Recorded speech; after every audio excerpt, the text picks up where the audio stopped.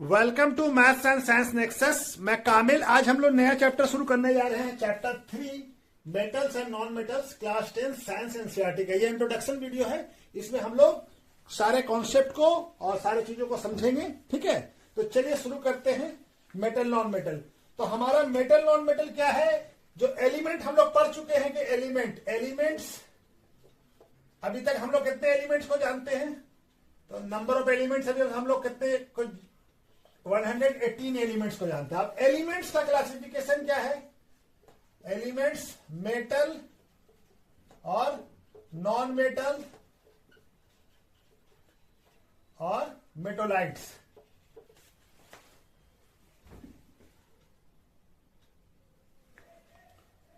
Metal, non metal और मेटोलाइट्स होगा। ठीक है ना, ये एलिमेंट। और नॉन इनर्ट गैस भी होता है, तो इनर्ट गैस को हम लोग नॉन मेटल में ही लेते हैं। ठीक है ना, तो हम लोग को बेसिकली पढ़ना क्या है? मेटल, इस chapter metals and non metals. ठीक है ना, ये दो चीज पढ़ना है हम लोग को। ठीक है ना, मेटल्स नॉन मेटल्स। ठीक है ना, इसका केमिकल प्रॉपर्टी, फिजिकल प्रॉपर्टी सभी पढ़ना है। ठीक है, तो चलिए अब हम लोग मेटल का फिजिकल प्रॉपर्टी को करते हैं। ठीक है,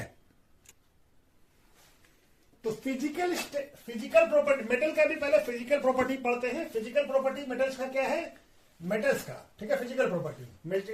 फिजिकल स्टेट में रूम टेम्परेचर में क्या होता है? Metal room temperature. Physical state at room temperature, metal are generally solid होता है एट रूम टेम्परेचर। एक्सेप्शनल है, जैसे मरकरी जो है, मरकरी जो liquid at room temperature. Mercury जो है ये क्या होता है? लिक्विड होता है रूम टेम्परेचर पे। लस्टर यानी चमकीलापन, मेटल हैज लस्टरस अपीयरेंस, यानी इसका सरफेस जो है शाइनिंग होता है, चमकता है, इससे लाइट रिफ्लेक्ट करता है। ठीक है, तो metal has lustre appearance, that is their shining surface होता है।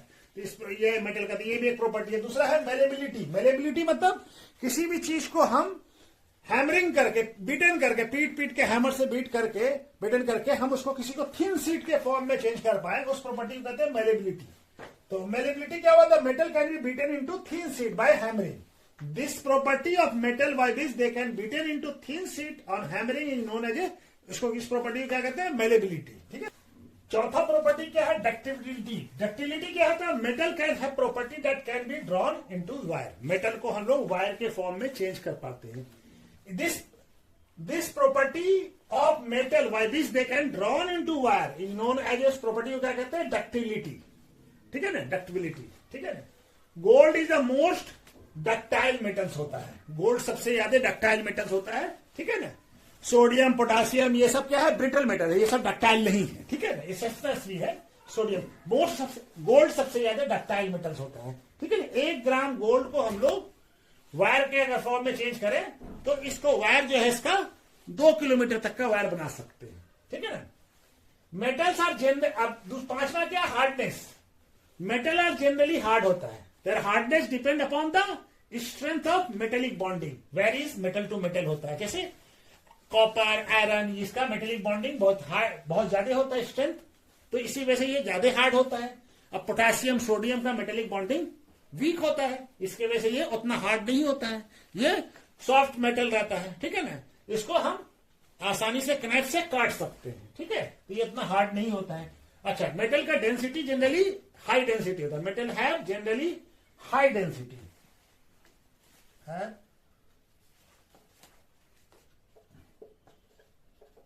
High density. ठीक है ना, लेकिन मेटल का डेंसिटी जो है वो हाई होता है। ठीक है, तो चलिए, और सोडियम, पोटेशियम, इसका डेंसिटी कम होता है। ठीक है, as compare to other metals. ठीक है ना, बाकी नॉन मेटल्स हम बात नहीं, मेटल्स के मुकाबले में पोटेशियम, सोडियम का डेंसिटी कम होता है। ठीक है ना, अदर मेटल्स के। ठीक है, चलिए, melting point and boiling point. Due to melting point और बॉइलिंग पॉइंट जनरली मेटल का हाई होता है। ठीक है ना, due to strong metallic bond metal generally have high melting point and boiling point होता है। ठीक है ना, सबसे ज्यादा बॉइलिंग पॉइंट किसका, मेल्टिंग पॉइंट किसका होता है? टंगस्टन का, करीब 3300 सेंटीग्रेड होता है। गैलियम का सबसे लोएस्ट होता है। गैलियम रूम टेम्परेचर से थोड़ा सा ज्यादा, यानी 39-40 डिग्री टेम्परेचर पे ही ये मेल्ट हो जाता है। ठीक है, और बॉइलिंग पॉइंट सभी का हाई होता है। ठीक है ना, बॉइलिंग पॉइंट बहुत ही सबका हाई होता है। ठीक है, thermal conductivity, metal are generally good conductor of heat होता है। थर्मल कंडक्टिविटी हीट, इसी को कहते हैं, that is their thermal conductivity high होता है। और सबसे बेस्ट थर्मल कंडक्टर कौन होता है? Silver. Silver is the best conductor of heat. और लेड जो है सबसे प्योरेस्ट होता है। Lead is the poorest conductor of heat, ठीक है। Electrical conductivity due to this presence, अब ये मेटल क्या होता है, इलेक्ट्रिकल कंडक्टिविटी, यानी इससे इलेक्ट्रिसिटी पास कर जाता है। क्यों पास कर जाता है? Due to presence of metal में क्या होता है, फ्री इलेक्ट्रॉन होता है। Due to presence of free electron metal allow electricity to pass through them, that is they are good conductor of electricity होता है। अब इसमें भी क्या है, silver is the best conductor of electricity, और कॉपर ये सब भी अच्छा कंडक्टर होता है। Mercury is the lowest electrical conductivity होता है, ठीक है। और इसके बाद एक और प्रॉपर्टी है सोनोरिटी। सोनोरिटी माने sonority is a property. Sonority किसको कहते हैं, किसी चीज को अगर हम हार्ड सब्सटेंस से उसको हार्ड स्ट्राइक करें, लगाए, दबाएं, मारे, तो क्या उससे एक स्पेशल साउंड प्रोड्यूस हो, ठीक है ना, रिंगिंग साउंड प्रोड्यूस हो। तो sonority is the property of a substance producing A ringing sound when strike with hard substance. Most of the metal sonorous होता है, इसीलिए मेटल का बेल रिंग ये सब बनता है, क्योंकि ये सोनोरिटी प्रॉपर्टी शो करता है। Strength, metal has high strength, क्यों होता है, due to presence of metallic bond, strong metallic bond होता है, इसी वजह से होता है। दे कैन, इसी वजह से इसको दे कैन हैमर और प्रेस, तो इसको परमानेंट, उसको उसका शेप चेंज हो जाता है, इससे किसी चीज को हम हैंग कर सकते हैं आसानी से। और ये परमानेंट प्रेस और हैमरिंग और प्रेस करके इसको ना ये ब्रेक होगा ना क्रैक होगा, और इससे टेक्सटाइल स्ट्रेंथ इसका बहुत हाई होता है, ठीक है। Colour, metal are generally silver या ग्रे कलर में होता है, लेकिन ऐसे कॉपर रेडिश ब्राउन होता है, और गोल्ड जो है गोल्डन येलो अपीयरेंस होता है इसका, ठीक है। केमिकल प्रॉपर्टी ऑफ मेटल्स, ठीक है, इसको हम लोग क्या है, केमिकल प्रॉपर्टी ऑफ मेटल्स पढ़ना है, ठीक है। फिजिकल प्रॉपर्टी पढ़ लिया, केमिकल प्रॉपर्टी। अब केमिकल प्रॉपर्टी में पहला क्या है, रिएक्शन विथ ऑक्सीजन। तो मेटल ऑक्सीजन के साथ रिएक्ट करके क्या करेगा, मेटल ऑक्सीजन के साथ रिएक्ट करके मेटल ऑक्साइड बनाता है। जैसे ये देखिए दो एग्जांपल है, सोडियम ऑक्सीजन के साथ रिएक्ट करके क्या बना रहा है, सोडियम ऑक्साइड। मैग्नीशियम ऑक्सीजन के साथ रिएक्ट करके क्या कर रहा है, मैग्नीशियम ऑक्साइड बना रहा है, ठीक है। और चलिए उसके बाद हर एक मेटल एक जैसा ही रिएक्शन नहीं करता है, कुछ रूम टेम्परेचर पर कहता है, कुछ को बर्न करना पड़ता है, कुछ को स्ट्रॉन्ग हीट देना पड़ता है, ठीक है, तब जाके ये रिएक्शन करता है। तो चलिए उसको भी समझ लेते हैं। अब इसमें क्या है कि सारे मेटल्स जो है एक जैसा ऑक्सीजन के साथ रिएक्ट नहीं करते हैं। तो reactive metal like sodium, potassium react with oxygen at room temperature to form oxide, यानी रूम टेम्परेचर पे ही ऑक्सीजन के साथ ये रिएक्ट कर लेते हैं और ऑक्साइड बना लेते हैं। सोडियम के साथ सोडियम ऑक्साइड, पोटासियम के साथ potassium oxide. Magnesium oxide room temperature पे कोई रिएक्शन नहीं करेंगे, लेकिन ये बर्न करते हैं विद व्हाइट डाइजलिंग लाइट, यानी व्हाइट लाइट उससे निकलता है और हीटिंग करने पे, यानी इसको जलाने पे air, heating air from magnesium oxide बनाता है, ठीक है। एल्यूमिनियम को भी हीट करने पे, बहुत ज्यादा हीट करने पे, burn on heating in air to form aluminium oxide बनता है। जिंक मेटल को बहुत ज्यादा हीट करना पड़ता है, तब जाके ये जिंक ऑक्साइड बनता है, ऑक्सीजन के साथ रिएक्ट करता है। Zinc metal burn on strong heating in air to form zinc oxide. Metal like iron, copper do not burn in the air, ये बर्न तो नहीं होता है, जैसे कि ये रॉड जो है, अगर हम मेटल का रॉड है यानी आयरन या कॉपर का रॉड है, ये बर्न तो नहीं होगा, ये बर्न नहीं होगा, लेकिन ये ऑक्सीजन के साथ रिएक्ट करके मेटल ऑक्साइड यानी कॉपर के साथ कॉपर ऑक्साइड और आयरन के साथ आयरन ऑक्साइड बनाता है, ठीक है। लेकिन अगर हम उसका फीलिंग्स लेंगे, आयरन फीलिंग्स लेंगे, वो बर्न होता है एयर में, ठीक है। उसको आयरन रॉड बर्न नहीं होगा, आयरन फीलिंग्स, आयरन बंद हो सकता है, ठीक है। तो ये भी, लेकिन आयरन हीटिंग करने से आयरन और कॉपर बर्न नहीं होगा, बर्न होने से भी ऑक्सीजन का रिएक्ट नहीं करेगा, लेकिन ऑक्सीजन से ऐसे ही रिएक्ट करके ये ऑक्साइड बनाता है। और लेस रिएक्टिव मेटल जैसे सिल्वर, गोल्ड, लेड, ये सब जो है, प्लेटिनियम, ये किसी do not react with oxygen, even high temperature पे भी ये रिएक्ट नहीं करता है, ठीक है। ये ऑक्सीजन के साथ कोई रिएक्शन करता ही नहीं, ठीक है। नेचर ऑफ ऑक्साइड कैसा होता है, मेटल ऑक्साइड का नेचर कैसा होता है, तो metal oxide generally form by the most of the metals are basic in nature होता है, ठीक है। बेसिक नेचर, दीज ऑक्साइड सोन कैसे दिखता है हमको, वाटर के साथ रिएक्शन करके क्या बनाता है, ये हमारा क्या बनाता है, बेस बनाता है, ठीक है। वाटर के साथ रिएक्शन करके, जैसे देखिए सोडियम ऑक्साइड वाटर के साथ रिएक्शन करके क्या बना रहा है, सोडियम हाइड्रोक्साइड, ठीक है। मैग्नीशियम ऑक्साइड वाटर के साथ रिएक्ट करके क्या बना रहा है, मैग्नीशियम ऑक्साइड। लेकिन certain metal oxide like aluminum oxide, zinc oxide are amorphic in nature. They show amorphic मतलब ये दोनों बिहेवियर शो करता है, एसिटिक भी और बेसिक भी, जैसे एल्यूमिनियम ऑक्साइड और जिंक, ठीक है। तो चलिए एम्फोटेरिक ऑक्साइड को भी हम लोग समझ लेते हैं। एम्फोटेरिक नेचर ऑफ क्या है, ऑफ ऑक्साइड क्या है, दे show both acetic and basic behaviour, दोनों शो करेगा। जैसे एग्जांपल में एल्युमिनियम ऑक्साइड और जिंक ऑक्साइड, ये एम्फोटेटिक यानी बेसिक भी शो करता है और जिंक। जैसे देखिए एम्फोटेटिक ऑक्साइड क्या करेगा, एसिड के साथ भी रिएक्ट करेगा और बेस के साथ भी रिएक्ट करेगा। तो बेस के साथ, एसिड और बेस दोनों के साथ रिएक्ट करके क्या बनाएगा, मेटल, सॉल्ट और वाटर। जैसे एग्जांपल में लिया है aluminium oxide. Aluminium oxide hydrochloric acid के साथ रिएक्ट करके क्या बना रहा है, मेटल का सॉल्ट, एल्युमिनियम क्लोराइड और वाटर। उसी तरह से एल्युमिनियम ऑक्साइड बेस यानी सोडियम हाइड्रोक्साइड के साथ रिएक्ट करके क्या बना रहा है, सोडियम एल्यूमिनेट और वाटर। ठीक है। जैसे जिंक ऑक्साइड भी देखिए हाइड्रोक्लोरिक एसिड के साथ क्या बना रहा है, जिंक क्लोराइड और वाटर।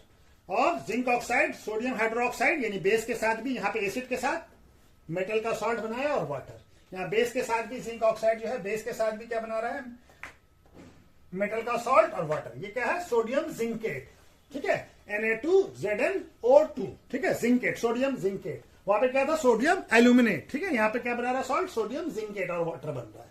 ठीक है, तो चलिए अब दूसरा रिएक्शन क्या है, रिएक्शन विद वाटर, वाटर के साथ। तो मेटल वाटर के साथ रिएक्शन करके या तो मेटल हाइड्रोक्साइड बनाएगा या मेटल ऑक्साइड बनाएगा, और क्या निकलेगा, हाइड्रोजन गैस इवॉल्व होगा। ठीक है, अब वो कुछ मेटल्स है जैसे कि हाईली रिएक्टिव मेटल्स के साथ मेटल हाइड्रोक्साइड बनाता है, और लेस रिएक्टिव मेटल के साथ फिर हमारा जो मेटल में है जैसे पोटासियम, पोटासियम के साथ क्या बनाएगा, पोटासियम, मैग्नीशियम, कैल्शियम, इन सब के साथ क्या बनाता है, पोटासियम, सोडियम, मैग्नीशियम और कैल्शियम के साथ हाइड्रोक्साइड, और जिंक, आयरन, एल्युमिनियम, इन सब के साथ क्या बनाता है, ऑक्साइड। ठीक है, जैसे देखिए पोटासियम के साथ वाटर है, पोटासियम जो है, पोटासियम सोडियम के साथ कोल्ड वाटर ही रिएक्ट कर लेता है। ठीक है ना, क्या बनेगा हमारा, इसका हाइड्रोक्साइड और हाइड्रोजन गैस इवॉल्व होगा, और पोटासियम और सोडियम में हीट भी इवॉल्व होगा। ठीक है, मैग्नीशियम में, मैग्नीशियम कोल्ड वाटर के साथ रिएक्ट नहीं करेगा, ये क्या करेगा, हॉट वाटर के साथ रिएक्ट करके मैग्नीशियम ऑक्साइड बनेगा और हाइड्रोजन गैस निकलेगा। और जिंक, आयरन, ये सब है हॉट वाटर ना कोल्ड वाटर के साथ स्टीम रिएक्ट करता है, ये स्टीम के साथ, स्टीम भाप के साथ रिएक्ट करेगा और क्या बनेगा, जिंक ऑक्साइड और हाइड्रोजन गैस निकलेगा। ठीक है, तो चलिए इसका भी पूरा और डिटेल समझ लेते हैं। अब देखिए potassium sodium react violently with cold water, ये कोल्ड वाटर के साथ ही रिएक्ट कर लेता है, और ये reaction, this reaction is highly exothermic होता है। ठीक है, और इसमें क्या बनता है, पोटासियम के साथ पोटासियम हाइड्रोक्साइड और हाइड्रोजन, सोडियम के साथ सोडियम हाइड्रोक्साइड और हाइड्रोजन गैस इवॉल्व होता है। ठीक है, और कैल्शियम ऑल्सो रिएक्ट करता है कोल्ड वाटर के साथ, लेकिन ये उतना वायलेंट नहीं होता, ये भी एक्सोथर्मिक रिएक्शन होता है, लेकिन हिट इतना नहीं होता है कि वो क्या कहते हैं, हाइड्रोजन को बर्न कर दे। हाइड्रोजन गैस जो इवॉल्व हो रहा है इसमें क्या होता है, ये इतना वायलेंट क्यों होता है, इसलिए इतना हिट निकलता है कि हाइड्रोजन गैस जो है पोटासियम और सोडियम के साथ, तो हाइड्रोजन गैस जो इवॉल्व हो रहा है वो क्या होता है, बर्न होने लगता है। इसी वजह से बहुत ही ज्यादा हिट उससे वायलेंटली ये और बर्न होने लगता है। ठीक है ना, तो कैल्शियम में उतना, कैल्शियम भी एक्सोथर्मिक रिएक्शन होता है, लेकिन इतना हिट नहीं निकलता है कि जिसके वजह से हाइड्रोजन गैस जो है जल पाए, बर्न कर पाए। मैग्नीशियम जो है वो कोल्ड वाटर के साथ रिएक्ट नहीं करता, ये हॉट वाटर के साथ रिएक्ट करके क्या बनाता है, मैग्नीशियम हाइड्रोक्साइड और हाइड्रोजन गैस निकलता है। मैग्नीशियम क्या होता है, वाटर के सरफेस पे आके फ्लोट करने लगता है। क्यों फ्लोट करने लगता है, जो बबल्स, जो हाइड्रोजन गैस का बबल्स जो निकल रहा है वो क्या होता है, मैग्नीशियम के साथ चिपक जाता है, जिसकी वजह से वो मैग्नीशियम जो है सरफेस पे आके, वाटर के सरफेस पे आके फ्लोटिंग करने लगता है। Aluminium, zinc and iron does not react either cold water ना हॉट वाटर के साथ रिएक्ट करता है, लेकिन इट्स रिएक्ट विद स्टीम, यानी स्टीम के साथ रिएक्ट करता है to form oxide and hydrogen gas, यानी एल्युमिनियम के साथ एल्युमिनियम ऑक्साइड, जिंक के साथ जिंक ऑक्साइड और आयरन के साथ आयरन ऑक्साइड बनाता है। ठीक है, तो ये हमारा हॉट और कोल्ड वाटर के साथ नहीं, स्टीम के साथ यानी भाप के साथ। ठीक है, copper, silver, gold does not react any form of water, ये तीन फॉर्म ऑफ वाटर का है ना, कोल्ड वाटर, हॉट वाटर और स्टीम भी क्या है, वाटर का एक फॉर्म है, गैसियस स्टेट में है। ठीक है ना, तो लेकिन कॉपर, सिल्वर और and gold does not react to any form of water. ठीक है ना, किसी के साथ ना कोल्ड वाटर के साथ रिएक्ट करता है, ना हॉट वाटर के साथ, ना स्टीम के साथ। ठीक है, तो तीसरा रिएक्शन क्या है, रिएक्शन विद डाइल्यूट एसिड। तो मेटल डाइल्यूट एसिड के साथ रिएक्ट करके क्या बनाता है, मेटल का सॉल्ट और हाइड्रोजन गैस इवॉल्व होता है। ठीक है, तो जैसे एग्जांपल में ले लीजिए, सोडियम हाइड्रोक्लोरिक एसिड के साथ रिएक्ट करके क्या कर रहा है, सोडियम क्लोराइड बना रहा है और हाइड्रोजन गैस है। जैसे यहाँ पे मैग्नीशियम हाइड्रोक्लोरिक एसिड के साथ रिएक्ट करके क्या बना रहा है, मैग्नीशियम क्लोराइड और हाइड्रोजन गैस इवॉल्व हो रहा है। लेकिन सारे मेटल्स अलग अलग तरीके से रिएक्ट करते हैं। ठीक है, तो कोई बहुत ज्यादा वायलेंटली करता है और ये करता है। तो चलिए उसको भी समझ लेते हैं। ठीक है, चलिए अब अलग अलग मेटल्स अलग अलग मतलब है कि डाइल्यूट एसिड के साथ अलग अलग तरह के रिएक्शन करता है। जैसे sodium metal react with dilute acid to form sodium, लेकिन सभी कोई अपना मेटल का सॉल्ट और क्या बनाएगा, हाइड्रोजन गैस निकलेगा। जैसे sodium metal react with dilute hydrochloric acid to form sodium chloride and hydrogen gas. This reaction is extremely violent होता है, बहुत ज्यादा इसमें हाईली एक्सोथर्मिक रिएक्शन होता है। Magnesium react with dilute hydrochloric acid to form magnesium chloride and hydrogen gas. ये लेकिन sodium के मुकाबले में लेस विग्रस होता है than sodium, it is less vigorous than sodium. Aluminium भी डाइल्यूट हाइड्रोक्लोरिक एसिड के साथ रिएक्ट करता है, क्या बनाता है, एल्युमिनियम क्लोराइड और हाइड्रोजन।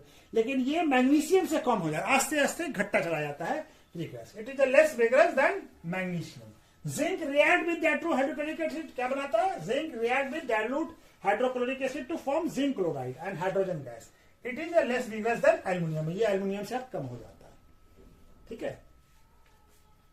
उसी तरह से आयरन भी रिएक्ट करता है, क्या बनाता है, to with dilute hydrochloric acid form iron 2 chloride और hydrogen gas. It is less vigorous than zinc के मुकाबले ये कम होता है।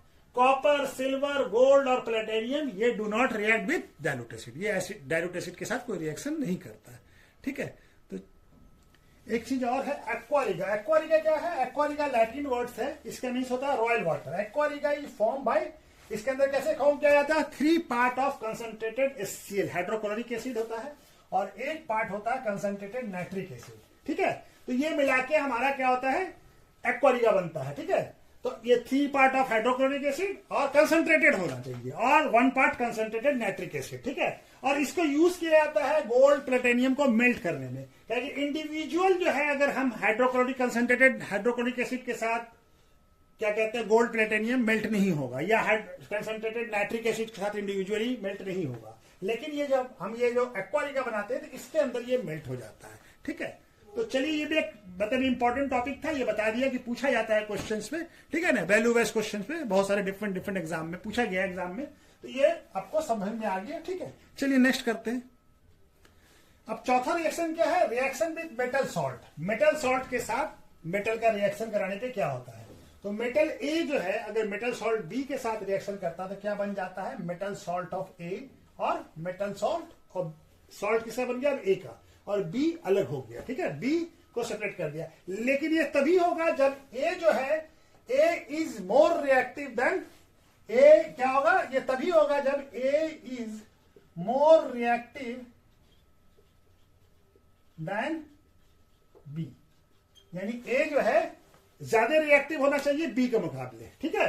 जैसे यहां पे एग्जांपल में समझ लीजिए, जिंक, और यहां पे सॉल्यूशन किसका है, कौन सा मेटल का सॉल्ट का सॉल्यूशन है, कॉपर का, कॉपर सल्फेट है, ठीक है। तो जिंक जो है कॉपर से ज्यादा रिएक्टिव है, तो जिंक क्या करता है, कॉपर को डिस्प्लेस कर देता है और जिंक सल्फेट बन जाता है और कॉपर अलग हो जाता है। उसी तरह से जैसे आयरन भी कॉपर से ज्यादा रिएक्टिव है, ठीक है। तो आयरन क्या करता है, कॉपर को डिस्प्लेस कर दिया और आयरन का सल्फेट बन गया, ठीक है, और फेरस सल्फेट बन गया।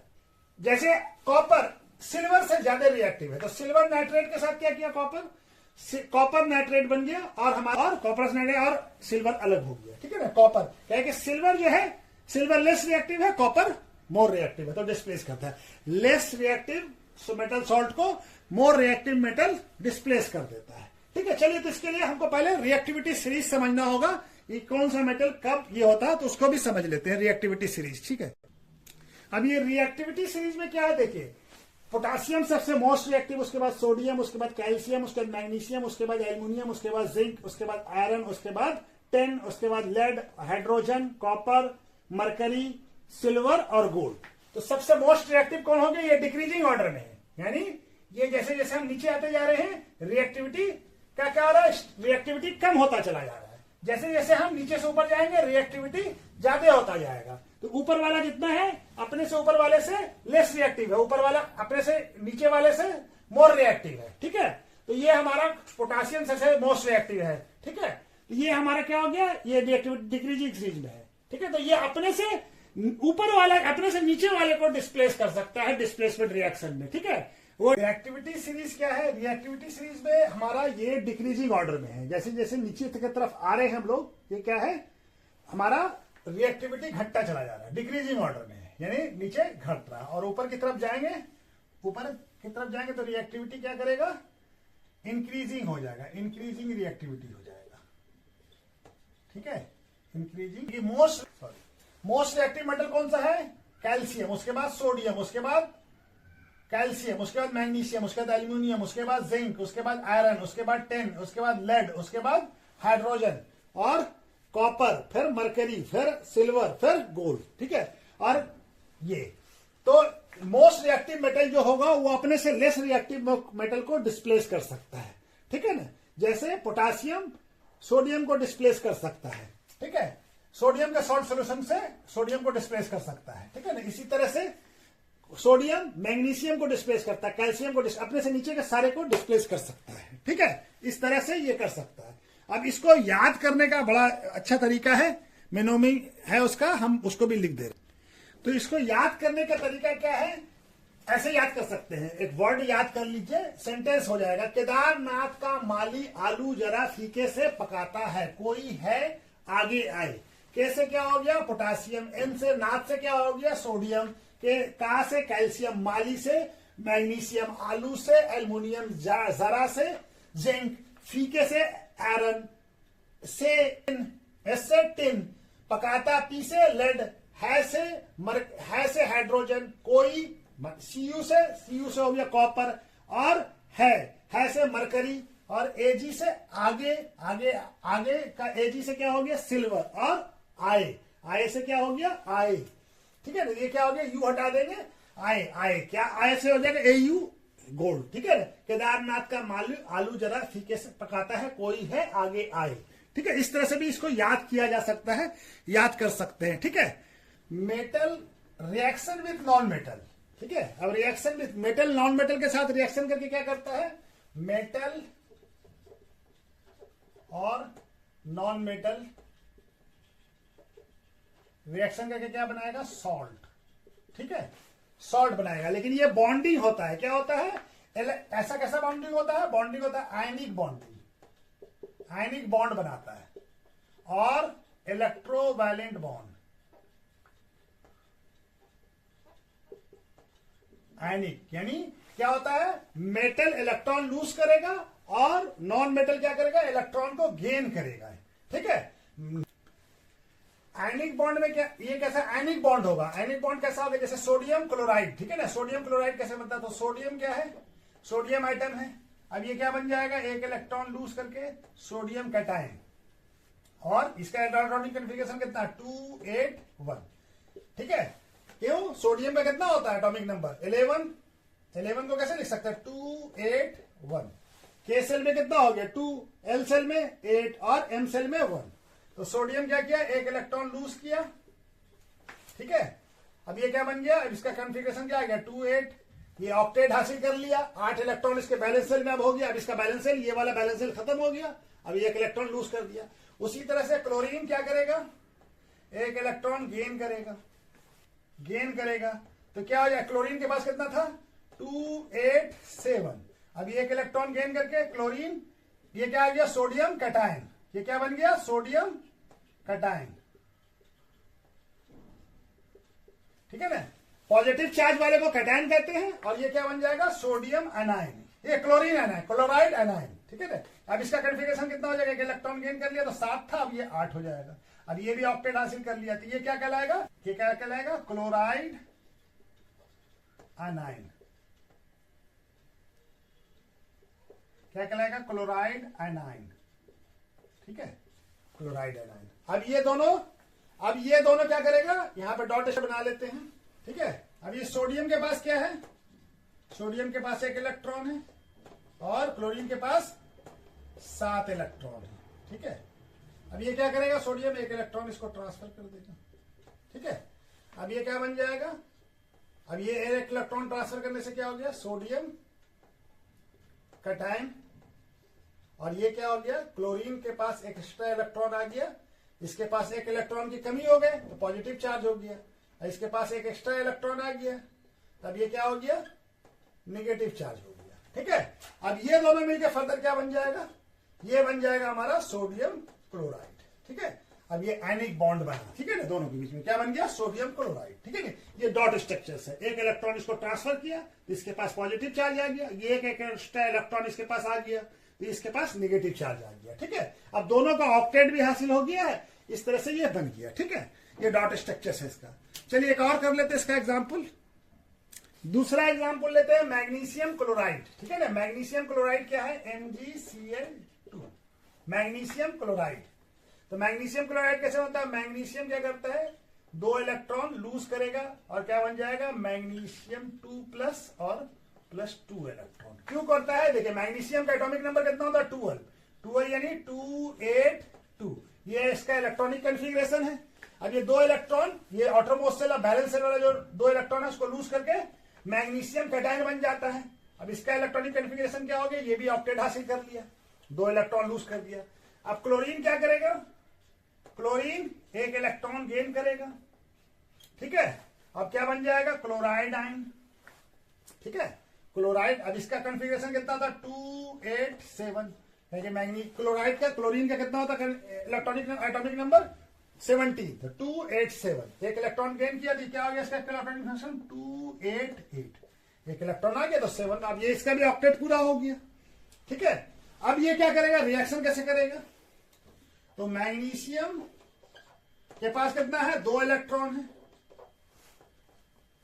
और क्लोरीन के पास कितना है, क्लोरीन के पास 7 इलेक्ट्रॉन है, इसको एक को 1 चाहिए, तो दूसरे वाले से दूसरा वाला एक और क्लोरीन चाहिए, ठीक है ना। 2 ये है ना, तो यहाँ पे तो 1 इलेक्ट्रॉन इसको ये दे देगा और 1 इलेक्ट्रॉन ये यहां आ जाएगा, ठीक है। अब ये क्या बन जाएगा, मैग्नीशियम का ये कैटायन बन गया, 2 इलेक्ट्रॉन लूज किया, ये कैटायन बन गया मैग्नीशियम कैटायन, और ये क्लोराइड आयनाइन बन गया, क्लोराइड आयनाइन बन गया, ठीक है।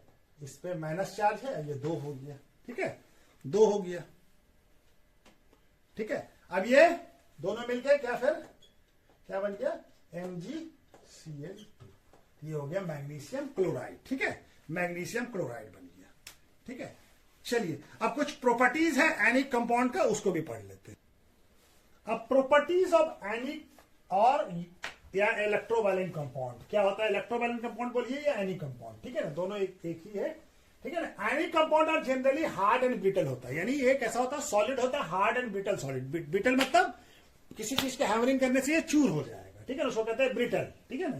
तो ionic compound are generally hard and brittle होता है, ठीक है। और these compound have high melting and boiling point, इसका मेल्टिंग पॉइंट और बॉइलिंग पॉइंट हाई होता है। क्यों होता है, क्योंकि ये आयन के साथ एक कैटायन और एक एनायन जो है स्ट्रॉन्ग फोर्स ऑफ अट्रैक्शन के साथ जुड़ा रहता है, तो इसको तोड़ने के लिए, इस स्ट्रॉन्ग फोर्स ऑफ अट्रैक्शन को तोड़ने के लिए बहुत ज्यादा एनर्जी देना पड़ता है। इसके वजह से क्या होता है, these compound have high melting points and boiling point due to strong force of attraction, उसको तोड़ने के लिए, इसके लिए बॉइलिंग पॉइंट और मेल्टिंग पॉइंट बहुत हाई होता है। अच्छा, ये सॉलिड स्टेट में इलेक्ट्रिसिटी कंडक्ट नहीं करता है,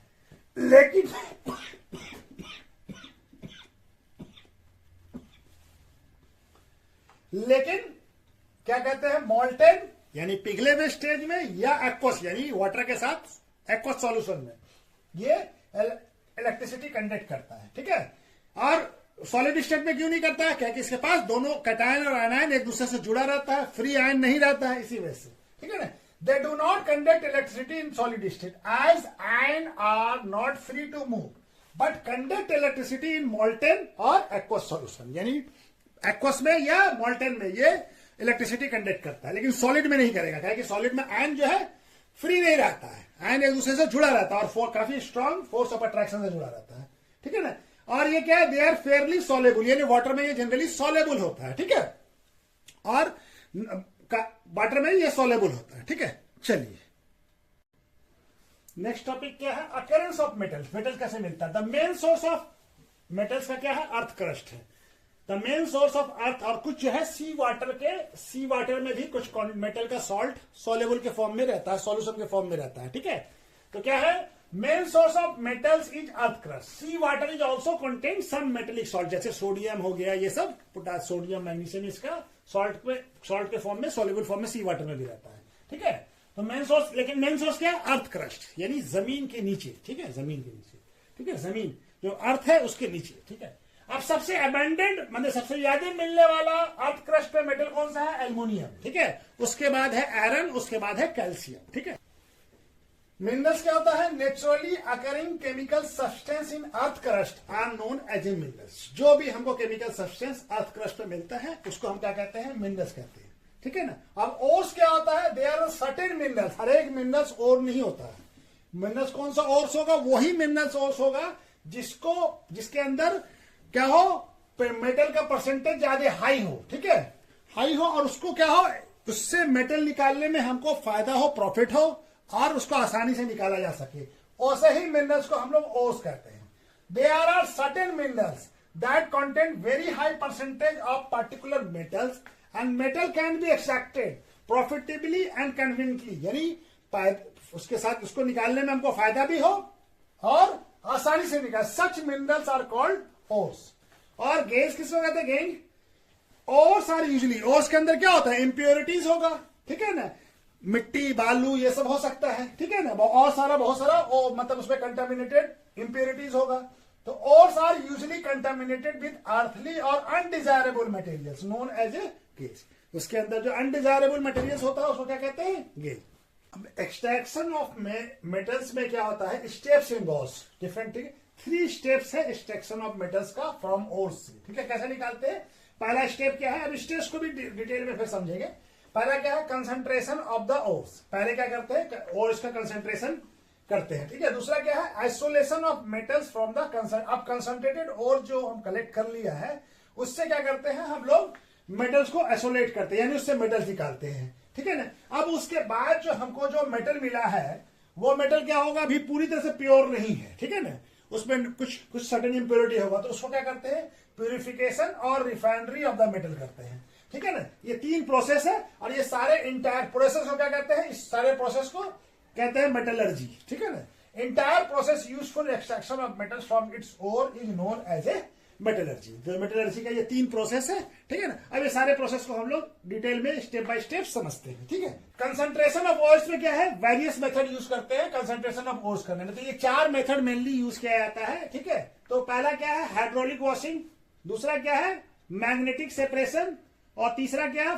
फ्लोटेशन प्रोसेस। और चौथा है लीचिंग, यानी केमिकल सेपरेशन। ठीक है। इसका डिटेल नहीं पढ़ना है, सिर्फ ये हमको मेथड्स याद कर लेना है बस, और कुछ नहीं है। इसके बारे में डिटेल में नहीं पढ़ना, ये सिलेबस का पार्ट नहीं है। ठीक है। तो दूसरे स्टेप पे क्या करते हैं? सेकंड स्टेप क्या है? Isolation of metal oxide. Metal oxide concentrated ores से फिर मेटल ऑक्साइड बनाते हैं। कैसे करते हैं? इसमें 2 मेथड यूज करते हैं, रोस्टिंग और कैल्सिनेशन। रोस्टिंग किसे करते हैं? सल्फाइड ओर्स का रोस्टिंग करते हैं। ठीक है ना। और कार्बोनेट ओर्स का, जो कार्बोनेट ओर्स होगा उसका क्या करते हैं? कैल्सिनेशन। अब रोस्टिंग क्या है? It is the process. Roasting क्या है?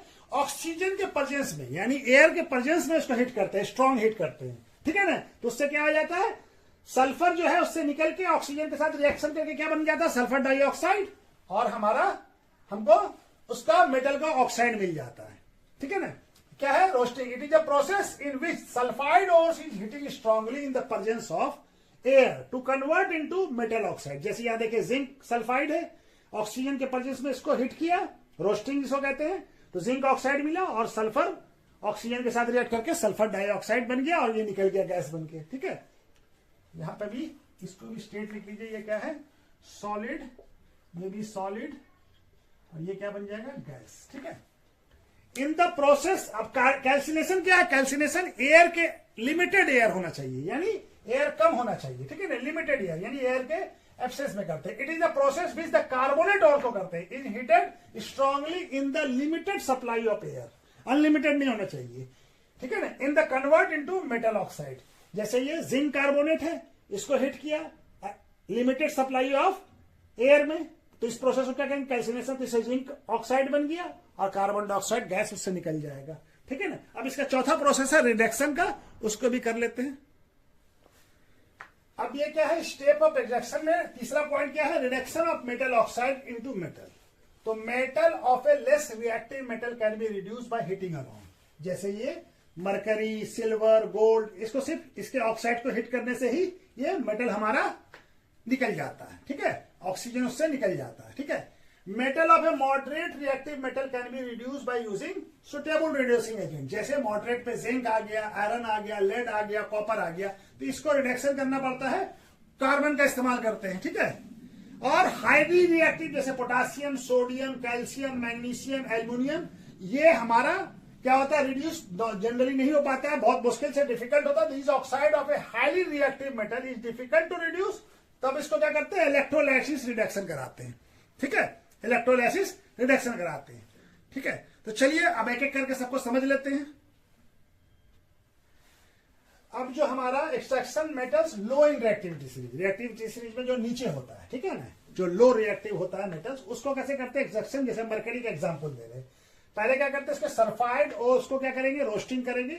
सल्फाइड और जैसे इसका मरकरी का सल्फाइड और है सिनाबार, सिनाबार को क्या करते हैं, रोस्टिंग करते हैं। रोस्टिंग क्या होता है, ऑक्सीजन के प्रेजेंस में यानी एयर के प्रेजेंस में उसको हिट करना। तो हिट करते हैं तो हमारा क्या होता है, सल्फाइड निकल जाता है, सल्फर के साथ सल्फाइड ओस निकल जाता है इसका, और क्या बच जाता है हमारा, मरकरी ऑक्साइड। ठीक है, सल्फर डाइऑक्साइड के साथ सिनाबार कहते हैं, सिनाबार। ठीक है, तो ये हो गया। अब ये जो मेटल ऑक्साइड हमारा मिला है, उस मेटल ऑक्साइड को रिडक्शन करते हैं टू मेटल के फॉर्म में। कैसे करते हैं, इसको हिट करने से ही हमारा ये क्या होता है, इससे ऑक्सीजन इससे निकल जाता है। ठीक है, और हमारे पास मरकरी जो है मेटल के फॉर्म में मिल जाता है, जो मरकरी लिक्विड स्टेट में मिलता है। ठीक है, चलिए दूसरा एक और कर लेते हैं इसका भी एग्जाम्पल।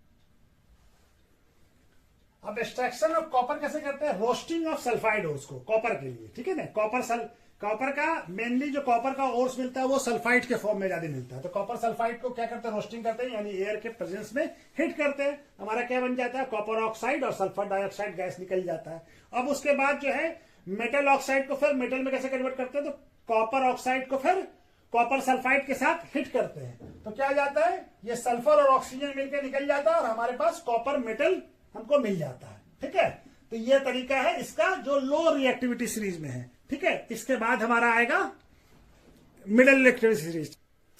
अब क्या, extraction of metal lying in the middle of the reactivity series. ठीक है ना, मिडिल में जो है उसको कैसे करते हैं, जैसे एग्जांपल में है एक्सट्रैक्शन ऑफ जिंक। तो पहले जिंक को, हमारा जिंक का जो ओर्स हमको दो फॉर्म में मिलता है, या तो हमको मिलेगा क्या कहते हैं, सल्फाइड या कार्बोनेट के फॉर्म में। तो कन्वर्जन ऑफ ओर्स इनटू, पहले मेटल ऑक्साइड में उसको कन्वर्ट करेंगे। तो अगर हमको सल्फाइड ओर्स है तो हम क्या करेंगे, रोस्टिंग करेंगे, यानी जिंक सल्फाइड को ऑक्सीजन के प्रेजेंस में यानी एयर के प्रेजेंस में हिट करेंगे। तो क्या बन जाएगा, जिंक ऑक्साइड और सल्फर डाइऑक्साइड गैस निकल जाएगा। अगर कार्बोनेट ओर्स है तो जिंक कार्बोनेट को क्या करेंगे, एयर के एब्सेंस में या लिमिटेड एयर में हम उसको हिट करेंगे, तो जिंक ऑक्साइड मिल जाएगा और कार्बन डाइऑक्साइड गैस निकल जाएगा। अब ये जो हमको जिंक ऑक्साइड मिल गया है, उसको क्या करते हैं, रिडक्शन कराते हैं। रिडक्शन किसके थ्रू कराते हैं, कोक के थ्रू, यानी कार्बन के थ्रू। ठीक है, कार्बन के थ्रू। तो जिंक ऑक्साइड को क्या करते हैं, कार्बन के साथ हिट करते हैं। तो क्या बनता है हमारा, जिंक को कार्बन के साथ रिडक्शन कराते हैं, कार्बन रिड्यूस कर देता है ऑक्सीजन जिंक ऑक्साइड को, और जिंक हमको सॉलिड मेटल मिल जाता है, और यहाँ पे हमको कार्बन मोनोऑक्साइड गैस मिल जाता है। इस तरह से जिंक का इससे करते हैं। चलिए, अब कुछ जगह पे हम लोग क्या करते हैं कि हर जगह पे कार्बन कोक का रिड्यूसिंग एजेंट पे यूज नहीं करते, कुछ जगह पे एल्युमिनियम को भी यूज करते हैं। जैसे manganese dioxide can reduce on heating with aluminium powder के साथ। तो एल्युमिनियम क्या करता है, रिड्यूस कर देता है मैग्नीशियम डाइऑक्साइड को मैग्नीशियम मेटल में। ठीक है, जैसे देखिए मैग्नीशियम डाइऑक्साइड एल्युमिनियम पाउडर के साथ रिएक्ट किया, हिट किया, तो क्या बन गया, मैग्नीशियम मेटल बन गया, और हमारा क्या है, एल्युमिनियम ऑक्साइड बन गया और हिट है। ये काफी एक्सोथर्मिक रिएक्शन होता है, इससे काफी हिट निकलता है। आयरन 3 ऑक्साइड, ठीक है ना, ferric oxide can also reduce by using aluminium as a reducing agent. ठीक है ना, जैसे फेरिक ऑक्साइड है, ये एल्युमिनियम के साथ रिएक्ट किया तो आयरन मिला, और एल्युमिनियम ऑक्साइड और हिट, ये एक्सोथर्मिक रिएक्शन होता है। ठीक है, तो ये रिएक्शन तो आयरन के साथ है। ये अब ये जो एल्युमिनियम, हम जो reduction of metal oxide to form metal by using aluminium powder as a reducing agent, उस रिएक्शन को क्या कहते हैं, थर्माइड रिएक्शन। ठीक है ना, थर्माइड रिएक्शन। अब ये जो आयरन के साथ होता है, ये जो आयरन के साथ होता है एल्युमिनियम पाउडर का, the above reduction reaction is highly exothermic, तो बहुत ज्यादा एक्सोथर्मिक होता है। And the heat evolve in so large, तो जो इससे जो हीट इवॉल्व होता है, तो Fe हमको प्रोड्यूस किस स्टेट में होता है, मोल्टेन स्टेट में। अब मैग्नीज भी हमको मोल्टेन स्टेट में मिलता है। ठीक है, produce in the molten state which can use, इसको यूज किया जाता है वेल्डिंग ऑफ रेलवे ट्रैक, जहां क्रैक हो गया या मशीन का कोई पार्ट क्रैक हो गया तो उसको वेल्डिंग में यूज किया जाता है। तो this is also known as a thermite welding कहते हैं उसको। ठीक है, थर्माइड वेल्डिंग। ठीक है, extraction of metals lying in high reactivity series, जो रिएक्टिविटी सीरीज में काफी ऊपर है। ठीक है, सोडियम का एक्सट्रैक्शन कैसे करते हैं, when electricity is passing through the molten sodium chloride. तो सोडियम आयन जो कैटायन है वो क्या करता है, किधर मूव करता है, टूवर्ड्स निगेटिव इलेक्ट्रॉन यानी कैथोड पे, और वहां पे जाके क्या करता है, इलेक्ट्रॉन लेके अपना रिड्यूस हो जाता है, ठीक है ना, रिड्यूस टू क्या बन जाता है, सोडियम मेटल, ठीक है ना, इलेक्ट्रॉन गेन करके सोडियम मेटल बन जाता है। अब क्लोराइड आयन जो है वो क्या करता है, मूव करता है किधर, पॉजिटिव इलेक्ट्रॉन एनोड पे, और वहां पे क्या करता है, ऑक्सीडाइज कर जाता है, यानी इलेक्ट्रॉन को लूज कर जाता है और ऑक्सीडाइज करके क्या बन जाता है, क्लोरीन गैस। तो ये कैथोड पे क्या रिएक्शन होता है, ये इलेक्ट्रॉन गेन करके सोडियम कैटायन इलेक्ट्रॉन गेन करके सोडियम बन जाता है एटम, और एनोड पे क्लोरीन जो है आके इलेक्ट्रॉन लूज करके क्या बन जाता है, क्लोरीन गैस, ठीक है। तो ओवरऑल रिएक्शन क्या होता है, सोडियम क्लोराइड का इलेक्ट्रोलाइसिस कराते हैं तो कैथोड पे हमको सोडियम मिल जाता है और एनोड पे हमको क्या मिल जाता है, क्लोरीन गैस, ठीक है। Extraction of aluminium metals, when electricity passes through molten aluminium oxide, aluminium oxide हमको बॉक्साइड के फॉर्म में मिलता है तो वो एल्युमिनियम ऑक्साइड ही होता है। Aluminium oxide metal is form at cathode, well oxygen gas form कहां पे होता है, एनोड पे, ठीक है ना। कैथोड पे क्या रिएक्शन होता है, एल्युमिनियम एन आया और ये इलेक्ट्रॉन गेन करके क्या बन गया, एल्युमिनियम मेटल, ठीक है, एल्युमिनियम बन गया। और एनोड पे क्या होता है, ऑक्सीजन जो है इलेक्ट्रॉन लूज करता है और ऑक्सीजन गैस बन जाता है। ओवरऑल रिएक्शन क्या होता है, एल्युमिनियम ऑक्साइड लिक्विड फॉर्म में इलेक्ट्रोलाइसिस कराने से एल्युमिनियम लिक्विड फॉर्म में मिलता है और आपको क्लोरीन ऑक्सीजन गैस रिलीज होता है, ठीक है, एनोड पे। ऑक्सीजन गैस कहां पर रिलीज होगा, एनोड पे, ठीक है। और एनोड हमारा किसका होता है, एल्युमिनियम के इलेक्ट्रोलाइसिस कराने में एनोड जो होता है वो बना होता है कार्बन का, ठीक है, कार्बन का एनोड बना होता है। तो कार्बन पे क्या होता है, ऑक्सीजन जो है बार बार ऑक्सीजन जो रिएक्ट करके कार्बन मोनोऑक्साइड और कार्बन डाइऑक्साइड गैस बनाता है, तो इसीलिए उस बार बार जो है हमको क्या करना पड़ता है, वो एनोड को चेंज करना पड़ता है ताकि वो रिएक्शन करके खराब हो जाता है, ठीक है ना। एक्सट्रैक्शन ऑफ मेटल का लास्ट प्रोसेस क्या है, प्यूरिफिकेशन रिफाइनरी ऑफ मेटल्स। तो हमको जो रिडक्शन के थ्रू जो मेटल मिला है वो मेटल क्या है, अभी प्योर नहीं है, पूरी तरह से प्योर नहीं है, उसमें कुछ इंप्योरिटीज अभी भी है, ठीक है ना। तो इस इंप्योरिटीज को हमको क्या करना पड़ेगा, निकालना पड़ेगा, ठीक है ना, उस इंप्योरिटीज को रिमूव करना पड़ेगा, तब हमको जाके प्योर मेटल मिल पाएगा, ठीक है। तो उसके लिए हम लोग क्या करते हैं, मोस्टली यूज किया जाता है उसके इलेक्ट्रोलाइसिस, ठीक है। तो purification of refinery metals, the metal form by the reduction process are generally not pure, these metal contain impurity that must be removed to obtain pure metals, therefore purification refinery of these metal is carried out। तो purification और refinery करते हैं, ये last process है। Electrolytic refinery is the most widely use, सबसे ज्यादा use क्या क्या होता है, इलेक्ट्रोलाइटिक रिफाइनरी, ठीक है ना। इलेक्ट्रोलाइसिस के थ्रू हम लोग उसको प्योर मेटल को हासिल करते हैं, ठीक है ना। चलिए उसके बारे में एक कॉपर का एग्जाम्पल पढ़ लेते हैं। अब इलेक्ट्रोलाइटिक रिफाइनरी ऑफ कॉपर का हमको एग्जाम्पल पढ़ रहे हैं, ठीक है ना। तो ये क्या करेंगे, हम इस तरह का सेटअप लेंगे, copper refined using electrolytic method से, ठीक है ना। तो इम्प्योर कॉपर को कहां लेंगे, एनोड पे, इम्प्योर कॉपर का रॉड लेंगे, ये थोड़ा मोटा होगा, शुरू में ये मोटा होगा इम्प्योर कॉपर, ठीक है, टेकन एज ए एनोड। और प्योर कॉपर कहां लेंगे, प्योर कॉपर का पतला था स्ट्रिप लेंगे, कहां लेंगे हम, कैथोड पे, ठीक है। कैथोड क्या होगा, प्योर कॉपर का, ठीक है। और इलेक्ट्रोलाइट यानी सॉल्यूशन, ये सॉल्यूशन क्या होगा, ये सॉल्यूशन होगा एसिफाइड कॉपर सल्फेट, यानी कॉपर का सॉल्ट सॉल्यूशन होगा। जो भी मेटल लेंगे उस मेटल का सॉल्ट सॉल्यूशन होगा। अब reaction taking place etch electrode passing through, अब जब हम इस पर करंट पास कराएंगे या स्विच ऑन कर देंगे तो करंट पास होगा। तो करंट पास होने से क्या होगा, एनोड से हमारा कॉपर आयन निकलेगा, एनोड से कॉपर आयन निकलेगा और ये आयन क्या करेगा, कैथोड पे जाके इलेक्ट्रॉन गेन करके कॉपर बनता चला जाएगा, कॉपर डिपॉजिट होता चला जाएगा। तो ये आस्ते आस्ते क्या होगा, ये एनोड रॉड पतला होता चला जाएगा और ये कैथोड रॉड मोटा होता चला जाएगा और इस पर प्योर कॉपर हमारा डिपॉजिट होता चला जाएगा। और दूसरा क्या होगा, ये क्या है, एनोड रॉड, एनोड मड। अब यहाँ पे इंप्यूरिटीज यहाँ पे जमा होता चला जाएगा, इसको क्या कहते हैं, एनोड मड। क्या कहते हैं, एनोड मड, क्या कहते हैं, एनोड मड। यहाँ पे इंप्योरिटीज कैथोड एनोड के नीचे जमा होता चला जाएगा, इंप्योरिटी, इसको क्या कहते हैं, एनोड मड। ये पूरा टैंक हो गया जिसके अंदर हम ये कर रहे हैं, ठीक है ना।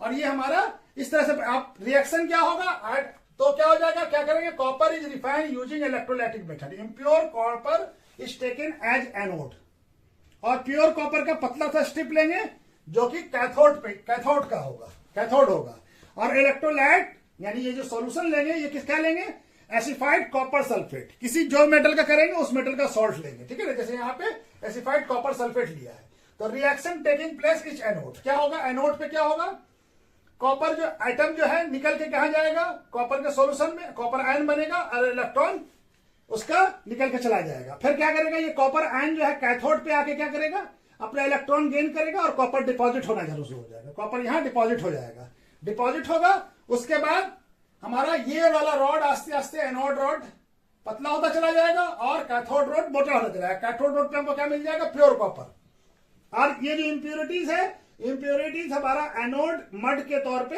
या एनोड के नीचे आके जमा होने लगता है, इसीलिए इसको क्या कहते हैं, एनोड मड, ठीक है। तो नेट रिजल्ट ऑफ इलेक्ट्रोलाइसिस क्या होगा, transfer of copper in a pure form from anode to cathode, the impurities are settle as anode mud, ये एनोड के नीचे जमा होने लगेगा, इसी बेसिस को एनोड मड कहते हैं, ठीक है ना, और हमारा ये हो गया, ठीक है। तो कोरेजन, कोरेजन क्या, कोरेजन इज ए स्लो प्रोसेस, कोरेजन से क्या होता है, मेटल खराब हो जाता है, इसके ऊपर क्या होता है, एयर मॉइस्चर और जो भी केमिकल चीज है उसके वजह से, उसके एक्शन की वजह से क्या होता है, उसके सरफेस पे एक लेयर चढ़ जाता है, ठीक है ना, लेयर चढ़ जाता है, जिसके वजह से क्या, वो लेयर किसका होता है, ऑक्साइड का, हाइड्रो ऑक्साइड का, या सल्फाइड का, या कार्बोनेट का, ठीक है। तो ये हमारा ये क्या करता है, ये मेटल्स को डिग्रेड करता है, खराब करता है, ठीक है, इसके वजह से मेटल खराब होता है, उसका बर्बादी होता है, ठीक है ना। और इसका तो चलिए इसको समझ लेते हैं क्या होता है, corrosion is a slow degradation of metal surface by the action of air moistures और a chemical on their surface that lead to destruction of metals and cause damage of building, bridge, ship, all metal object, जो भी metal object होगा इसको ये खराब करता है। During corrosion surface of metallic objects are coated, किससे हो जाता है कोटेड, ऑक्साइड का, हाइड्रो ऑक्साइड का, कार्बोनेट का, या सल्फाइड का, उस मेटल के इसका बन जाता है। जैसे एग्जांपल में क्या है हमारा, जैसे development of green coating of copper, तो कॉपर के ऊपर क्या हो जाता है, ग्रीन कोटिंग हो जाता है, ये कार्बन का, ये कार्बोनेट हो जाता है, कॉपर कार्बोनेट का लेयर चढ़ जाता है, ठीक है। जैसे टर्निशिंग ऑफ यानी सिल्वर का काला पड़ जाना, ठीक है ना, सिल्वर में क्या होता है, काला क्लोराइड आ जाता है, ठीक है। और जैसे रस्टिंग ऑफ आयरन, आयरन पे रस्ट लग जाना, यानी जिसको हम लोग जंग कहते हैं आम भाषा में, ठीक है ना, तो वो रस्टिंग ऑफ आयरन, ठीक है ना, तो रस्ट कारा पे ये हो जाता है, ठीक है। तो चलिए इससे प्रिवेंट कैसे किया जाता है उसको भी पढ़ लेते हैं। अब method of prevention of rusting क्या है कि कुछ मेथड्स का यूज करते हैं, इसमें से कुछ मेथड्स हम लिखा है, जैसे painting of iron surface, iron surface के ऊपर क्या करते हैं, आयरन के ऊपर पेंट कर देते हैं, तो पेंट करने से क्या होता है, ये पेंट जो है वो बैरियर बन जाता है, आयरन को एयर और मॉइस्चर के कॉन्टैक्ट में आने से रोक देता है, ठीक है। तो इससे हमारा क्या होता है, आयरन में रस्टिंग नहीं होता है, रुक जाता है रस्टिंग, ठीक है। या तो फिर करते हैं ग्रीस या ऑयल का अप्लाई कर देते हैं, जैसे इसमें किसमें करते हैं, ये मूवेबल मशीन उसीन में करते हैं, ये इसका यूज करते हैं। उसके वजह से क्या होता है, ये ग्रीस या ऑयल जो है ये क्या होता है, मूवेबल पार्ट, मशीन के मूवेबल पार्ट में करते हैं, तो ये क्या करता है, लेयर बन जाता है, जिसके वजह से एयर और मॉइस्चर में उसके कॉन्टैक्ट में नहीं आता है। और सबसे अच्छा मेथड क्या है, ग्लेबनाइजेशन। ग्लेबनाइजेशन क्या होता है, जिंक मेटल का लेयर चढ़ा देते हैं, किसके ऊपर, आयरन के ऊपर, ठीक है, जिंक मेटल का। तो जिंक मेटल जो है क्या होता है, इससे भी ज्यादा रिएक्टिव होता है आयरन से, तो वो क्या करता है, वो आयरन को रस्टिंग होने से बचाता है। और दूसरा क्या होता है, ये बहुत अच्छा मेथड है, ये जब हम आयरन पे स्क्रैच भी हो जाएगा तो भी ये रस्टिंग से बचाता है, ठीक है ना। दूसरा क्या है, टिन या क्रोमियम जो है कि जो क्या है कि इससे लेस रिएक्टिव है, तो वो क्या करता है, मतलब नॉन कोरेसिव है, ये जल्दी कोरेसिव नहीं होता है, इस पे कोरेशन नहीं आता है, तो ये क्या करते हैं, इसका लेयर चढ़ा देते हैं, प्लेटिंग कर देते हैं, उसके ऊपर लेयर चढ़ाते हैं आयरन के ऊपर, तो आयरन क्या हो जाता है,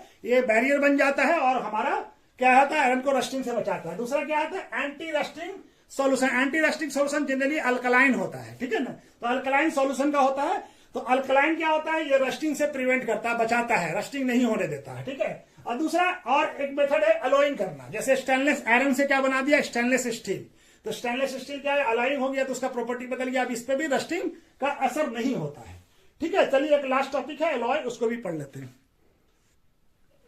अब एलॉय क्या है, alloys is a homogeneous mixture of two और मोर मेटल्स और ए मेटल्स और नॉन मेटल्स, यानी दो या दो से ज्यादा मेटल्स होगा या एक मेटल्स और नॉन मेटल्स हो सकता है, ठीक है ना।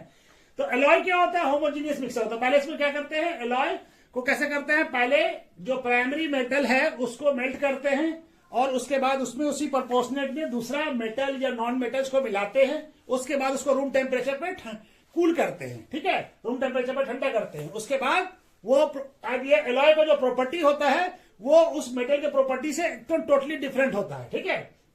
कुछ एलॉय का एग्जांपल है, जैसे ब्रास। ब्रास किससे बनता है, प्राइमरी मेटल क्या हो गया, कॉपर और जिंक उसमें यूज करते हैं। ब्रॉन्ज में कॉपर होता है प्राइमरी मेटल और टिन लगाते हैं। डोरेलियम में एल्युमिनियम, कॉपर, मैग्नीज और मैग्नीशियम का यूज करते हैं। सोल्डर में लेड और टिन का। स्टील में आयरन और कार्बन का। स्टेनलेस स्टील में आयरन, कार्बन, क्रोमियम और निकेल का यूज करते हैं, ठीक है। तो चलिए आज हमारा ये मेटल नॉन मेटल का इंट्रोडक्शन चैप्टर खत्म हो गया। अब इसके बाद हम लोग क्या कहते हैं, इसका इंटेस्ट क्वेश्चन और एक्सरसाइज करेंगे दूसरे वीडियो में, ठीक है। Okay, thank you.